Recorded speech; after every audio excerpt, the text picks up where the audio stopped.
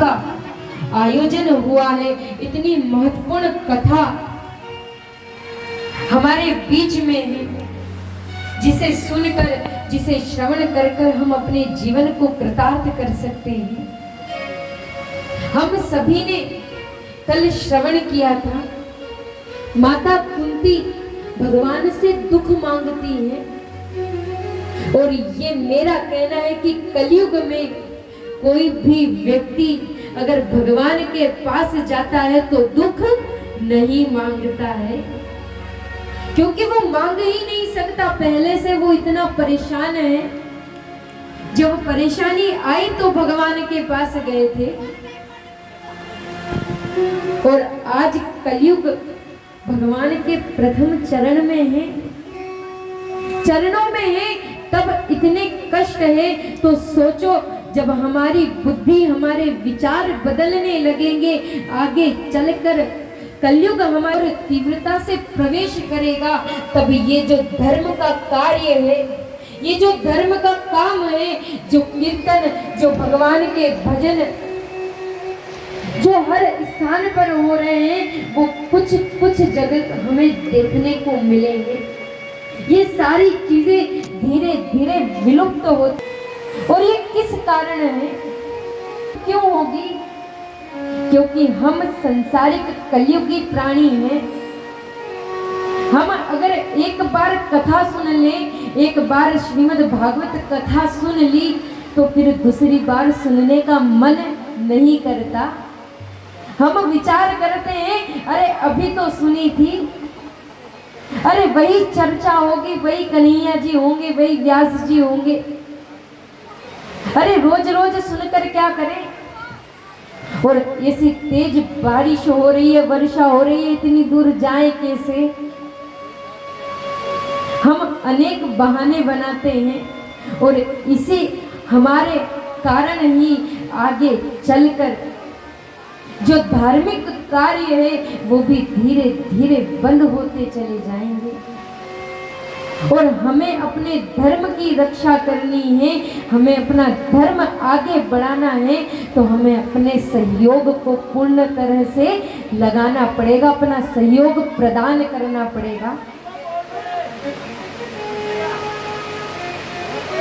आप सभी से बार बार यही निवेदन है कि आप लोग आगे बैठे हैं, तो आगे बैठकर आप चर्चा ना करें,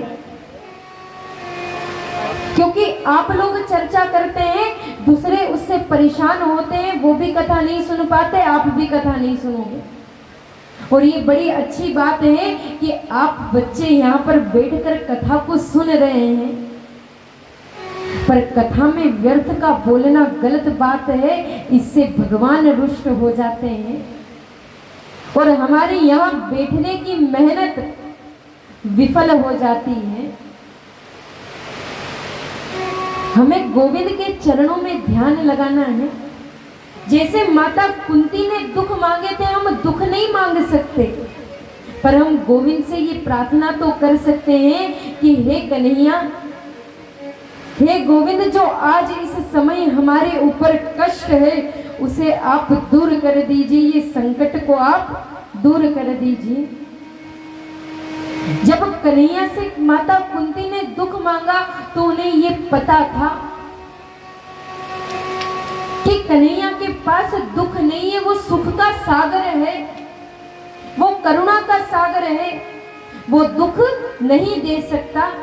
और जब कन्हैया से कुछ मांगो और वो दे नहीं सकता, तो कन्हैया अपने आप को समर्पित कर देता है, कन्हैया अपने आप को हमें छोड़ देता है, हमें सौंप देता है।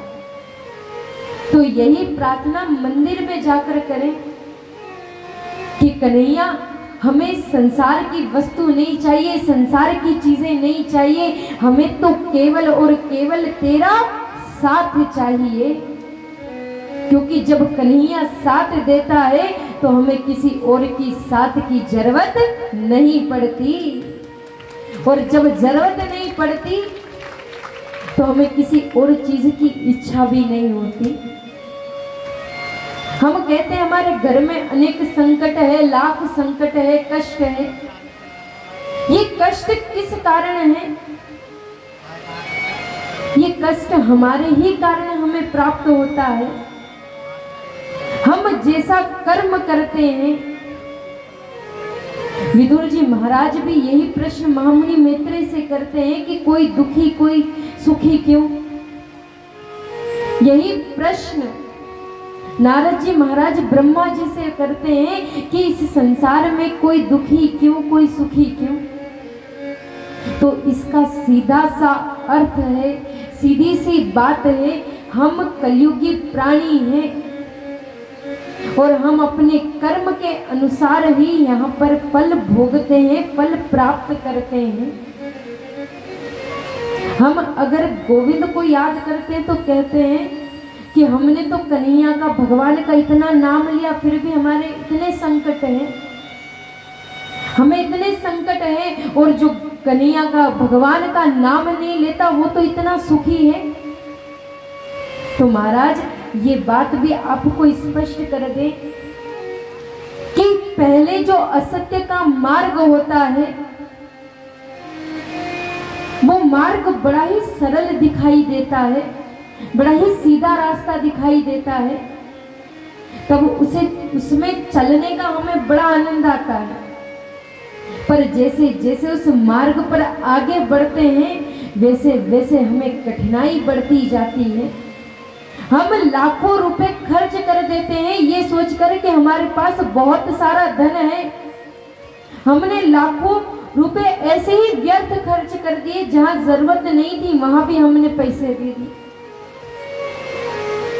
और आगे चलकर क्या हुआ, सारा धन सारी संपत्ति हमारी नष्ट हो गई, क्योंकि जब हमारे पास ज्यादा धन होता है तो हमारी बुद्धि अलग विचारों पर चलती है, अलग मार्ग पर चलने लगती है। जब व्यक्ति के पास सत्ता आ जाती है तो उसे अभिमान आ जाता है, और अभिमान के वश व्यक्ति गलत मार्ग पर चलना प्रारंभ कर देता है। इसीलिए प्रयास करें कि जब भी हम गोविंद से प्रार्थना करें तो एक ही बात कहें कि हे कन्हैया, हे गोविंद, जीवन में सब कुछ हो पर ये अभिमान हमारे जीवन में कभी ना आए। यही प्रार्थना हमें गोविंद से करनी है। आज माता कुंती ने उनसे दुख मांगा, उनसे कष्ट मांगा, तो कन्हैया ने अपनी यात्रा स्थगित कर दी। वो जा रहे थे द्वारिका, सोई अपनी बुआ के वचनों को सुनकर यात्रा को रोक दिया। कहते, बुआ मेरे पास दुख नहीं है, और जब तुमने दुख मांगा है तो मेरे पास देने को और कुछ है नहीं। आज माता कुंती की वजह से कन्हैया द्वारिका जाते नहीं है। आज मध्य रात्रि में कन्हैया हस्तिनापुर में भ्रमण कर रहे थे, महल में घूम रहे थे। जैसे युधिष्ठिर जी महाराज के कक्ष के सामने गए तो उन्हें रुदन करने की आवाज आई, रोने की आवाज सुनाई दी। युधिष्ठिर जी महाराज अपने कक्ष में बैठकर रुदन कर रहे थे, रो रहे थे। सोई कन्हैया उनके कक्ष में प्रवेश किया। कन्हैया ने उन्हें बड़ा समझाया। जो उपदेश अर्जुन को कुरुक्षेत्र की भूमि पर दिया था, जो श्रीमद् भागवत गीता का ज्ञान अर्जुन को दिया था, वही उपदेश रात्रि भर बैठकर कन्हैया ने युधिष्ठिर जी को समझाया है, वही बात बताई। पर कहते हैं अगर सुनने वाले के मन में भाव ना हो तो चाहे उसे कितनी भी अच्छी बात बता दो, कितनी भी अच्छी बात समझा दो, वो समझेगा नहीं। अर्जुन श्री कृष्ण को अपना गुरु मानते थे, सोई श्री कृष्ण की सारी बात उन्हें एक बार में समझ आ जाती थी। युधिष्ठिर जी महाराज कन्हैया को अपना पुत्र समान मानते थे, बालक मानते थे।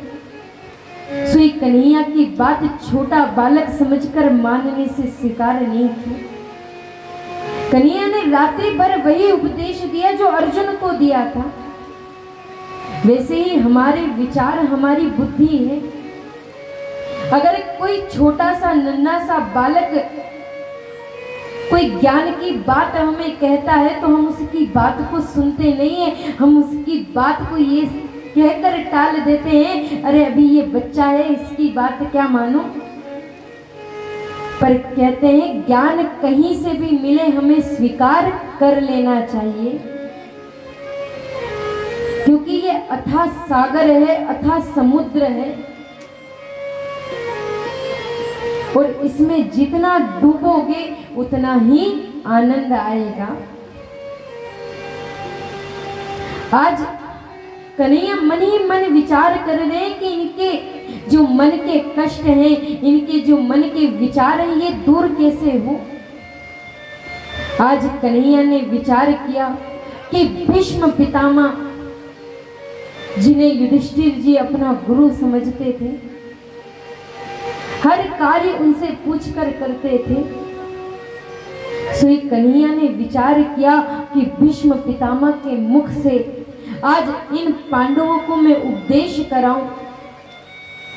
आज प्रातः काल कन्हैया गोविंद पांचों पांडव द्रौपदी को लेकर उस कुरुक्षेत्र की भूमि पर गए, जहां भीष्म पितामह बाणों की शैया पर लेटे हुए हैं। एक एक बूंद कर कर रक्त उनके शरीर से निकल रहा है।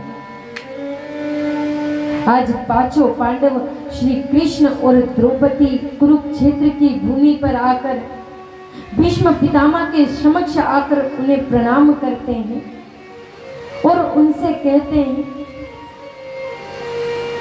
कन्हैया कहते हैं, भीष्म पितामह आपके पुत्र आए हैं, आपके पांडव आए हैं, ये राजा हो गए हैं, इन्हें हस्तिनापुर का राज्य मिल गया है। अब मेरी इच्छा है कि आप इन्हें राज्य पाठ के बारे में कुछ उपदेश कीजिए, इन्हें बताइए।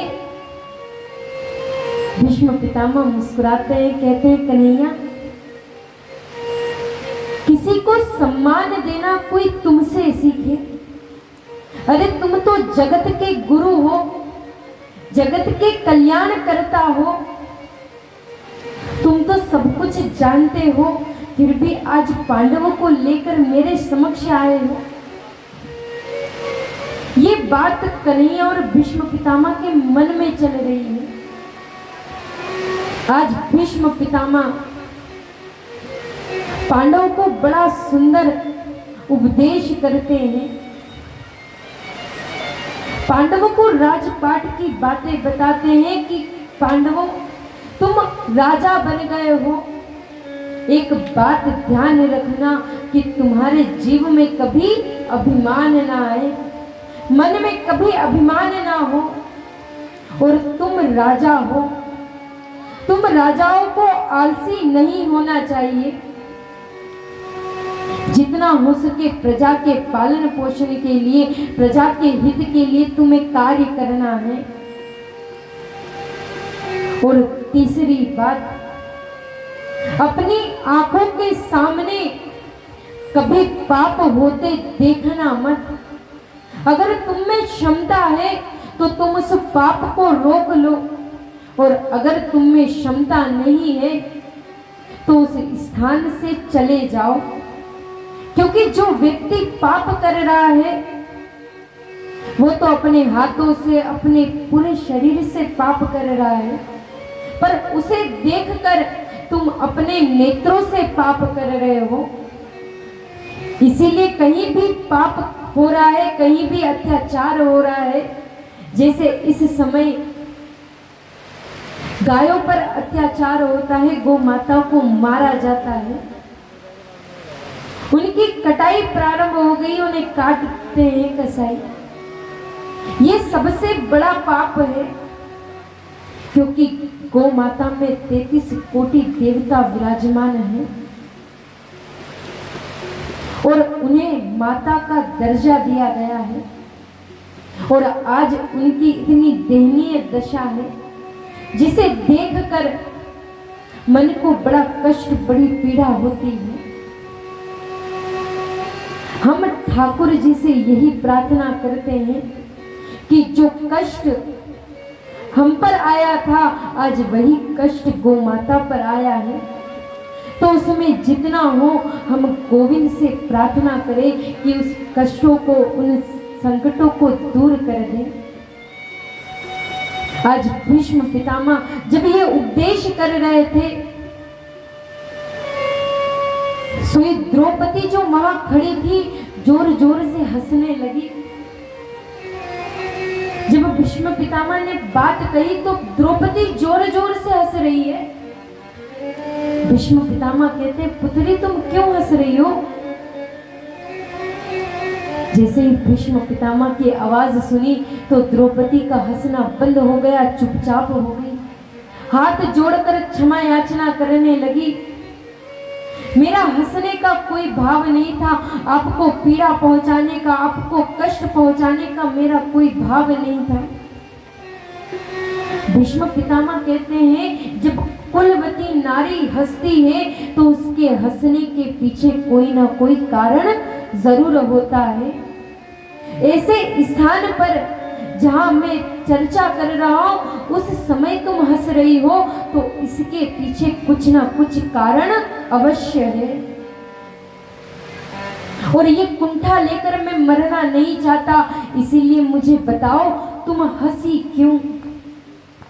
तुम्हारे मुस्कुराने के पीछे क्या कारण है? द्रौपदी कहती है, आज तो आप बड़ी पाप की बातें कर रहे हैं कि जब पाप आंखों के सामने होते हुए देखना नहीं चाहिए। अगर आप में क्षमता है तो उसे रोक दो, नहीं है तो वहां से चले जाओ। तो उस समय आप कहां गए थे जब दुष्ट दुशासन मेरे केश पकड़कर भरी सभा में मुझे लज्जित कर रहा था? अरे उस सभा में तो आप सबसे सर्वप्रथम आगे बैठे थे, सबसे आगे आप ही थे। और मैंने आपसे कहा था, आपसे पूछा था, तब आपने अपने नेत्र को झुका लिया था। अगर आप आदेश कर देते तो दुष्ट दुशासन मेरी साड़ी को स्पर्श नहीं कर पाता, पर आपने उस समय कुछ नहीं कहा। आप ये सब पाप कर्म होते देखते रहे और आज आप यहाँ उपदेश दे रहे हैं। इसीलिए कहते हैं उपदेश देना बड़ा सरल है। हम सबको उपदेश तो कर देते हैं कि आप ये करो, आप वो करो, आपको ये करना चाहिए, पर वही कार्य जब हमारे करने की बारी आती है तो हम पीछे हटते चले जाते हैं, क्योंकि वो कार्य हम करते नहीं है, हमसे नहीं होता, बस हम उसकी बड़ी बड़ी बातें कर सकते हैं। आज भीष्म पितामह जो बाणों की सैया पर लेटे थे, जो जीवन में कभी रोए नहीं, आज वे हिचकियां ले लेकर रो रहे हैं, रुदन कर रहे हैं। वो कहते हैं कि मैंने ये जो पाप कर्म होते देखा है, ये दुष्ट दुर्योधन का दूषित अन्न खाने से मेरी बुद्धि विकृत हो गई है। आज उसी के कारण मुझे ये बाणों की शैया मिली है, क्योंकि मुझे याद है मेरे पूर्व जन्मों की बातें। मैंने कोई पाप कर्म नहीं किया है, मैंने कोई पाप नहीं किया था, तो मुझे फिर बाणों की शैया क्यों मिली? गोविंद कहते हैं, आपने पाप नहीं किए, पर आपने पाप को होते देखा है, इसीलिए आपको ये बाणों की शैया मिली है। और आपको तो इच्छा मृत्यु का वरदान मिला है। आज भीष्म पितामह ने सुंदर सी उपदेश किया। आज पांडवों को उपदेश करने के बाद उन्होंने पांचों पांडव से एक ही बात कही कि अब तुम्हारे सारे प्रश्न के जवाब मैं दे चुका हूं, अब मुझे थोड़ी देर अपने कन्हैया, अपने गोविंद से बात करनी है, उससे चर्चा करनी है।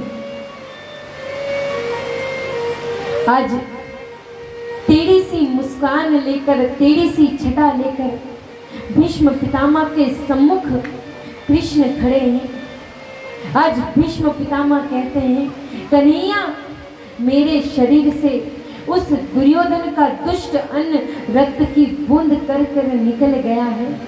मेरी बुद्धि अब स्वस्थ हो गई है, उसमें कोई द्वेष नहीं है, कोई छल कपट ईर्ष्या नहीं है। अब मैं अपनी पुत्री का विवाह तुमसे करना चाहता हूँ। सारे पांडव आश्चर्यचकित हो गए कि भीष्म पितामह ने तो विवाह किया नहीं, तो इनकी पुत्री कहां से आ गई। तब भीष्म पितामह कहते हैं कि मेरी जो बुद्धि रूपी पुत्री है उसका विवाह मैं आपसे करना चाहता हूँ। उसे स्वीकार कीजिए, उसे अपने चरणों में स्थान दीजिए। हम अपने विचारों को, अपने भाव को कन्हैया के चरणों में समर्पित करें, जिससे हमारे सारे कष्ट दूर हो जाएं। आज कन्हैया भीष्म पितामह से कहते हैं कि आपको तो इच्छा मृत्यु का वरदान प्राप्त है, अरे आप तो और जी सकते हैं।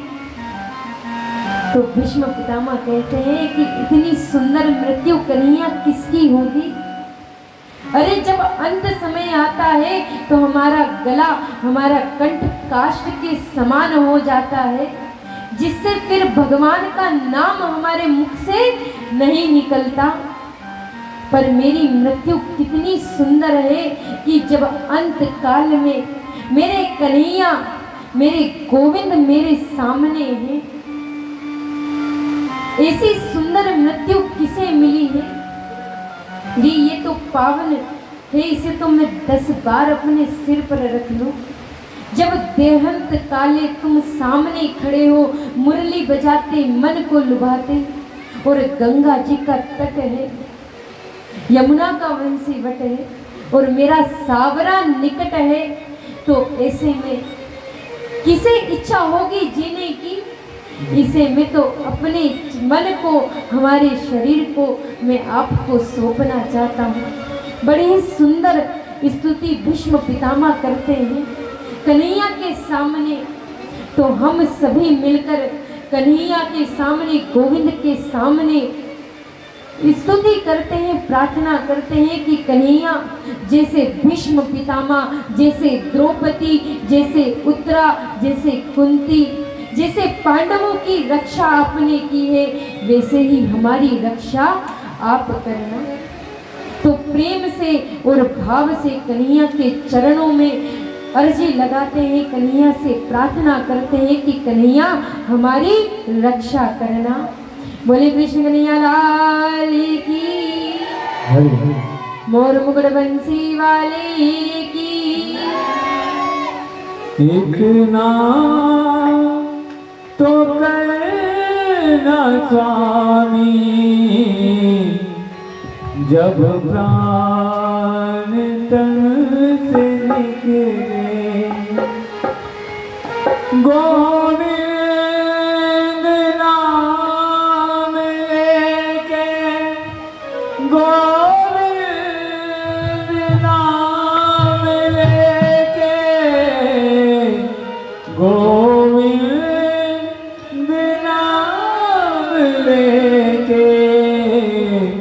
जब प्राण तन से निकले। इतना तो करना स्वामी, जब प्राण तन से निकले।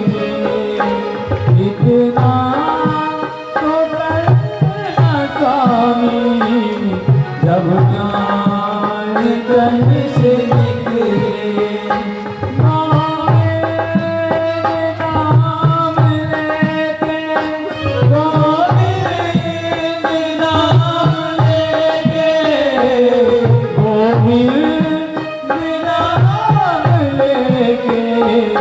जब प्राण तन से निकले। इतना तो करना स्वामी, जब प्राण तन से निकले।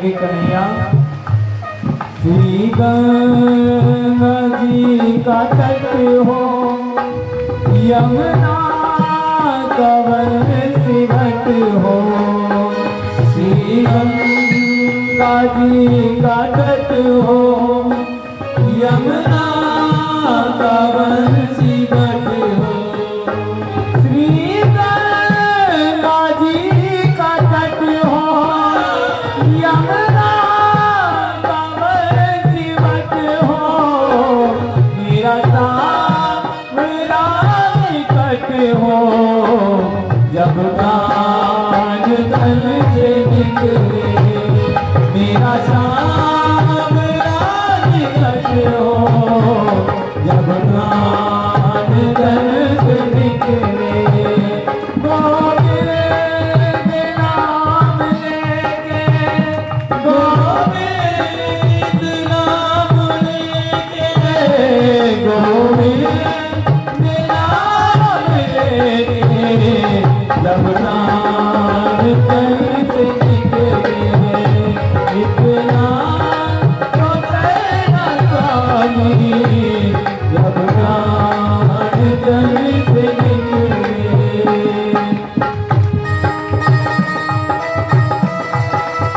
मीठी ताली से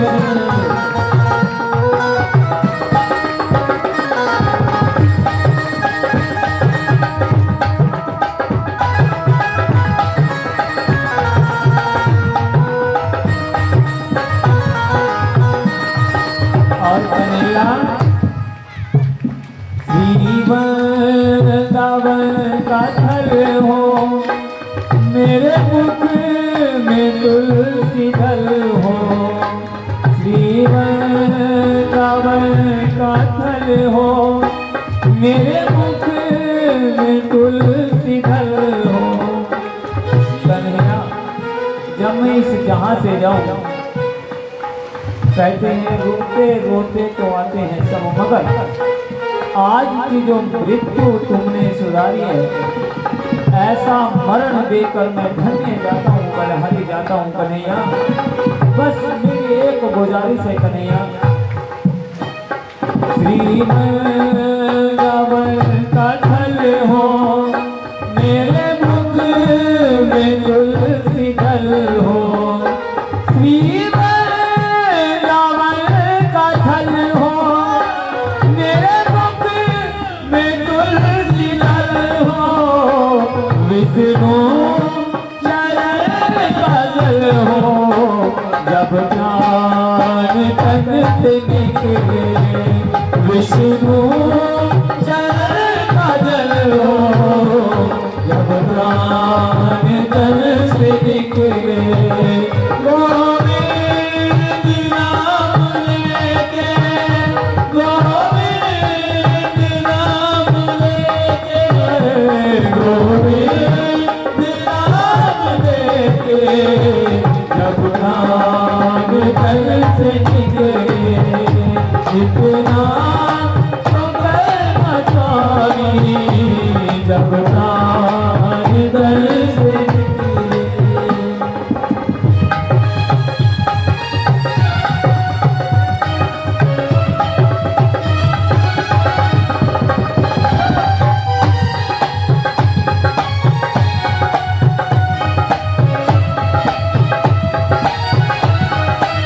और कन्हैया देखो, ये हमारी लिए बात कहते हैं सभी के लिए लागू होती है।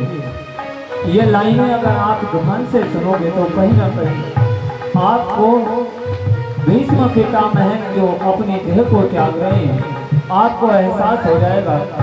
और कन्हैया से कह रहे हैं, कन्हैया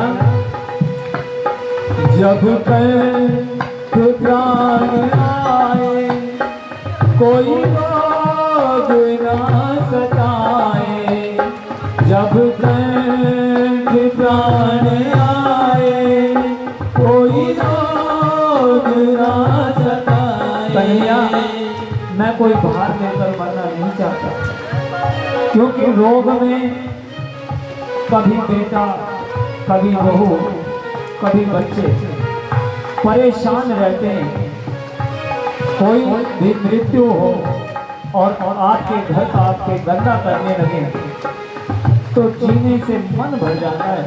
इसलिए कन्हैया कोई रोग ना सताए, जब तक प्राण आए कोई रोग ना सताए। जब मेरी मृत्यु होगा ना तो किसी रोग से ना हो,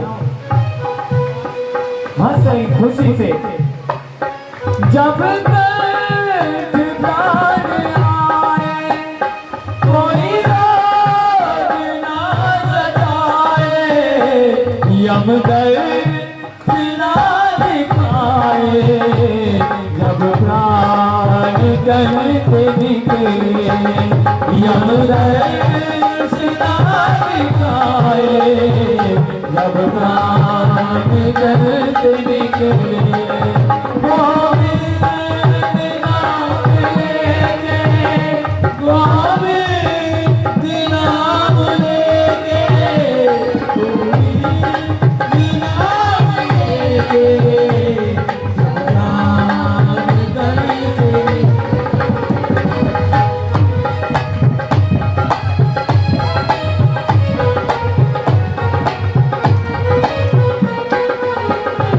उस वक्त जल्दी आना, नहीं देर तुम लगाना।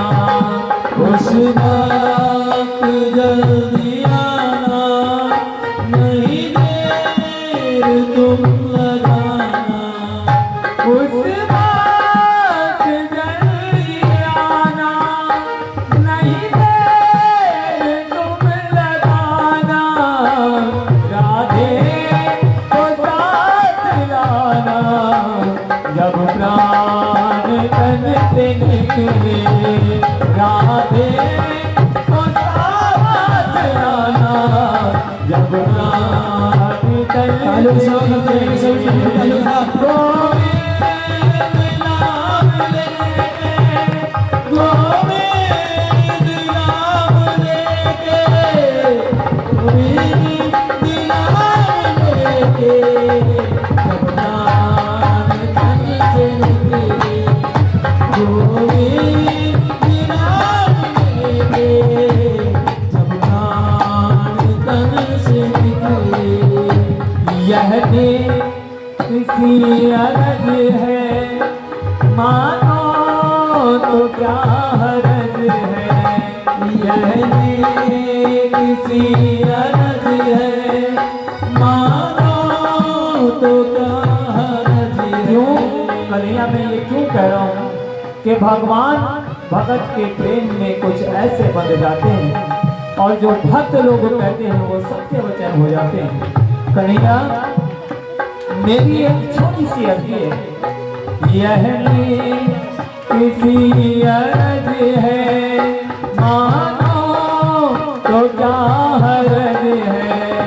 यह किसी अर्ज है, मानो तो क्या हरज है।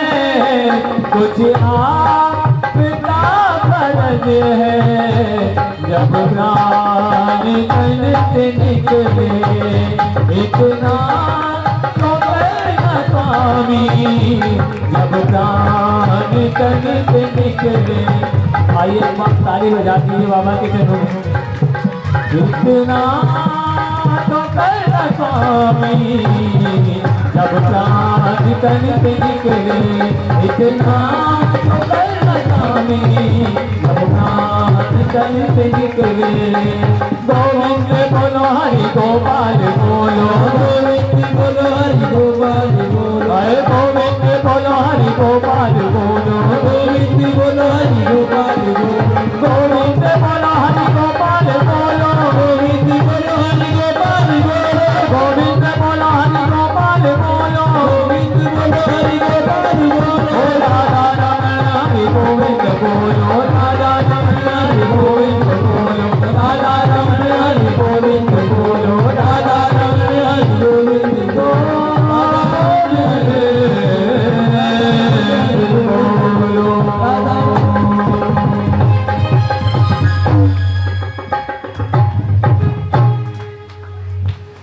वृंदावन बिहारी लाल की, कृष्ण कन्हैया लाल की, राधे रानी सरकार की।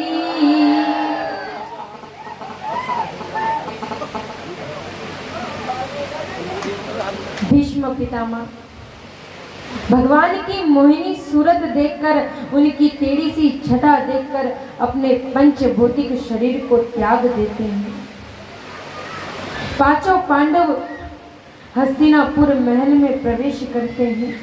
आज भगवान श्री कृष्ण जाने की विदा मांगते हैं कि अब मुझे जाना चाहिए। मेरे द्वारिका वासी मेरा इंतजार कर रहे हैं, मुझे बुला रहे हैं और उन्हें भी बड़ा कष्ट हो रहा है। आप जो आगे बैठे हैं बच्चे, आपको कितनी बार बोले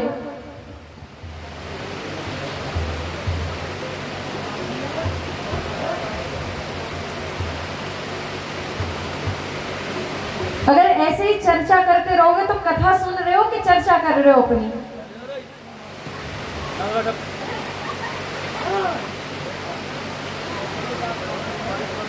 ना तो आप कथा सुन रहे हो, ना दूसरे को सुनने दे रहे हो।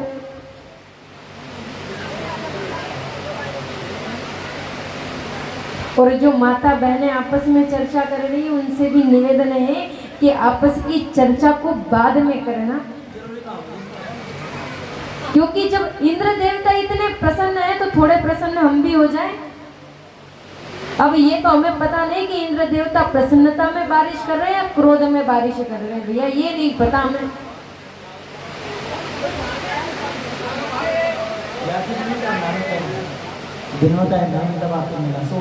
अच्छा ऐसा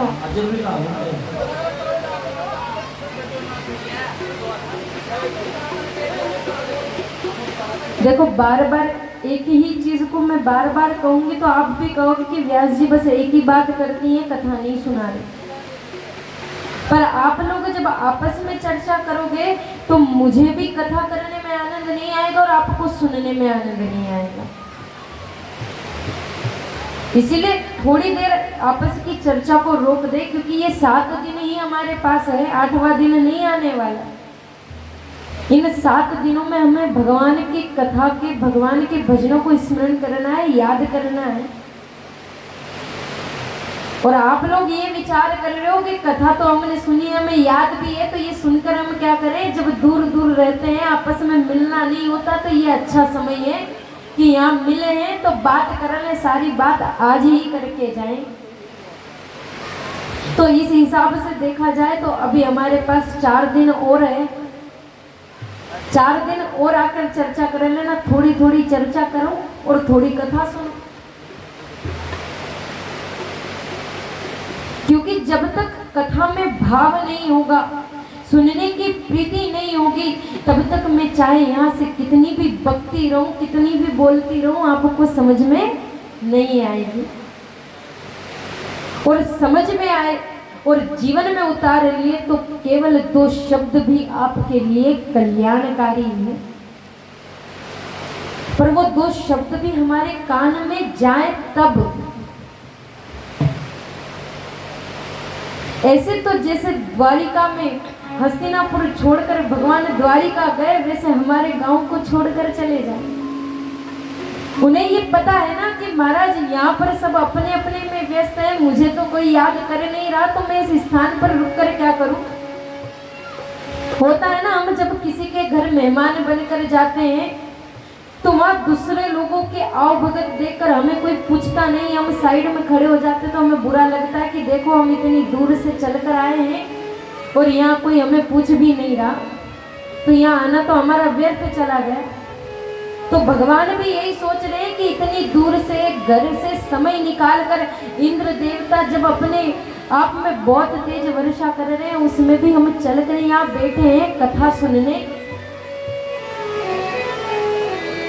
तो भगवान भी यही देख रहे हैं कि ये तो आपस की चर्चा करने बैठे हैं, मुझे तो कोई याद करने नहीं बैठा। तो भगवान हमारे बीच से, हमारी सभा से चले जाएंगे। हमने इस स्थान को वृंदावन बनाया है, पवित्र धाम बनाया है, तो इस उसमें ठाकुर जी का रहना तो जरूरी है। तो अब आप सभी से प्रार्थना है कि कुछ ही समय है, ज्यादा समय आपका लेंगे नहीं, पर जो कुछ समय आपसे हम मांग रहे हैं उसमें आप अपना सहयोग प्रदान करें, क्योंकि ये आप सभी के सहयोग से ही पूर्ण होगी। मेरे अकेले से कुछ नहीं होना। हम कहते हैं संसार में अकेले आए, संसार से अकेले जाएंगे, पर संसार में रहेंगे तो हमें सहयोग हर किसी का